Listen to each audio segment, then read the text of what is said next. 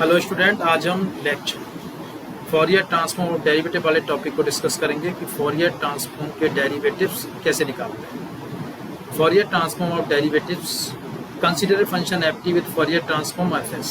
Suppose हमारे पास एक फंक्शन है एफ टी जिसका फॉरियर ट्रांसफॉर्म एफ एस है। Show F S equals to integration minus infinity to plus infinity E raise to power minus 2 pi iota H T F T D T. What is the Fourier transform of F dash T. तो F dash T का फॉरियर transform क्या होगा, तो इसे लिखते suppose इसका हम G S कहें दी, तो G S equals to minus infinity to plus infinity E raise to power minus 2 pi iota H T F dash T D T. यानी एफ टी को एफ डैश टी से अब यहाँ पे रिप्लेस कर देंगे। Would be consider D upon D S F S. अब हम एफ एस कह दिए, एस के रेस्पेक्ट में डिफ्रेंशिएशन लेते हैं, try by G S in term of F S. Then simpler way using the anti transform F T किसके equal होगा, inverse Fourier transform of F G S की value क्या आ जाएगी इसमें, एफ एस की value 1/2 pi integration minus infinity to plus infinity F W E raise to power iota W to D W. इस form में convert कर देंगे तो एफ डैश टी क्या होगा, d upon d t 1/2 pi integration minus infinity to plus infinity f omega e raise to power iota omega t d omega.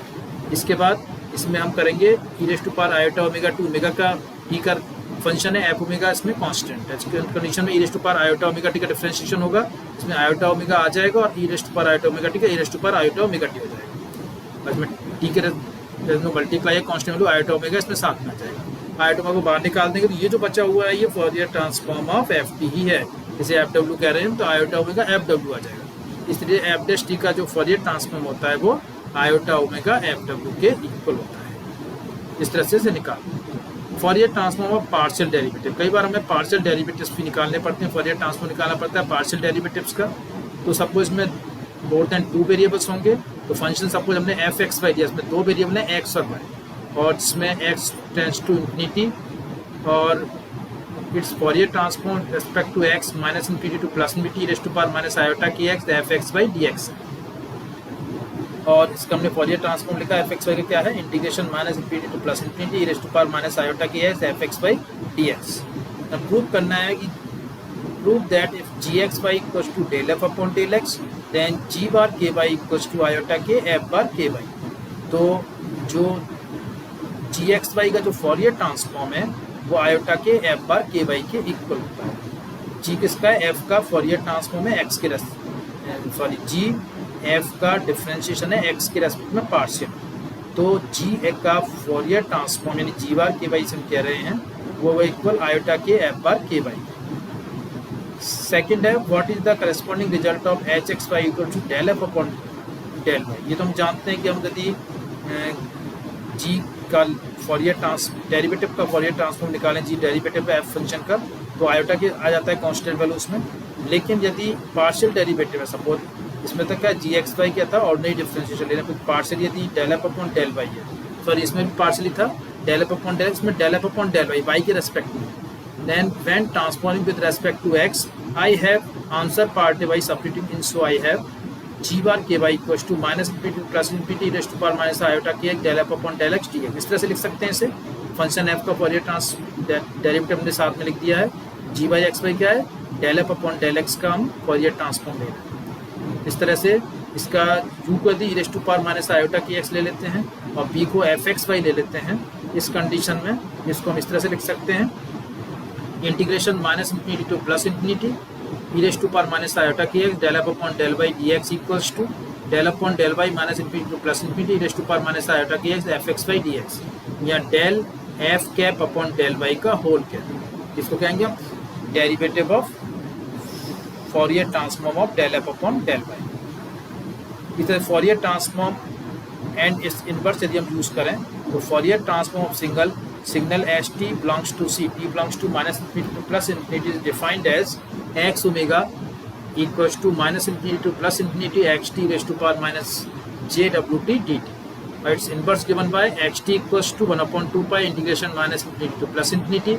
X omega e raise to power j omega t d omega. Next आता है existence of the Fourier transform. Conditions for the existence of the Fourier transform are complicated to state in general, well, but sufficient to xt to be absolutely integrable. तो mod x 1 equal होता है minus infinity to plus infinity mod x T D T less than infinity.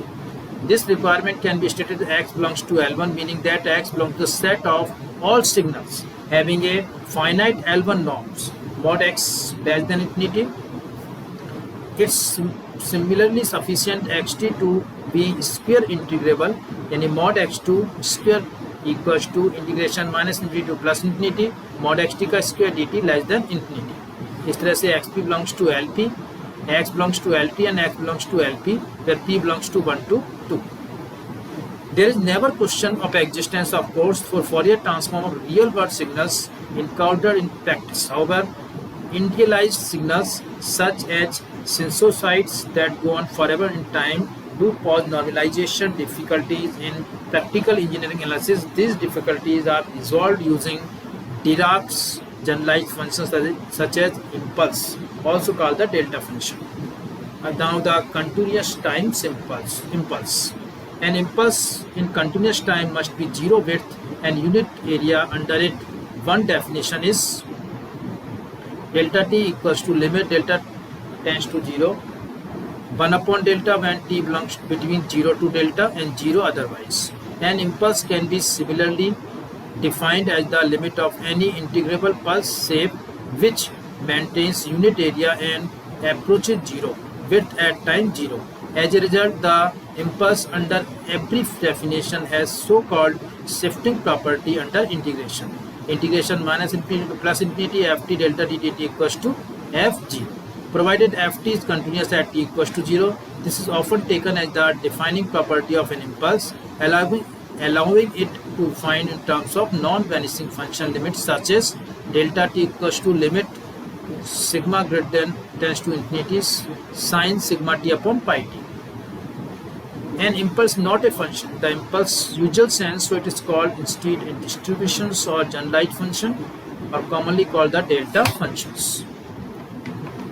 इस तरह से इसमें Fourier transform में हम use करते हैं इन चीज़ों को.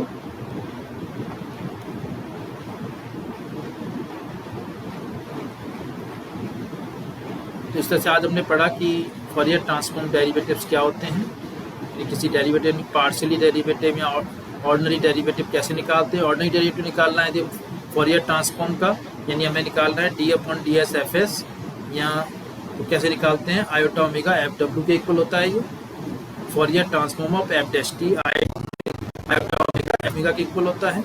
इस तरह से यदि हम और भी फोरियर ट्रांसफॉर्म निकालें, जैसे G X Y del F upon del X है तो जी बार के वाई आयोटा के एफ बार के वाई के इक्वल होगा. इस तरह से जो इसका इंटीग्रेशन फॉर्म में इस तरह से लिख सकते हैं, del F cap upon del Y का होल कैप, जो कि del F upon del Y का फोरियर ट्रांसफॉर्म कहलाता है. तो इस तरह से हम इसके फोरियर ट्रांसफॉर्म निकालते हैं. इसके बाद हमने फोरियर ट्रांसफॉर्म इनवर्स को हमने सिग्नल्स की फॉर्म में भी डिफाइन किया है. इसके बाद फोरियर ट्रांसफॉर्म की एग्जिस्टेंस देखा हमने कैसे होता है, और इस तरह से हमने ये टॉपिक कंप्लीट होता है. Thank you.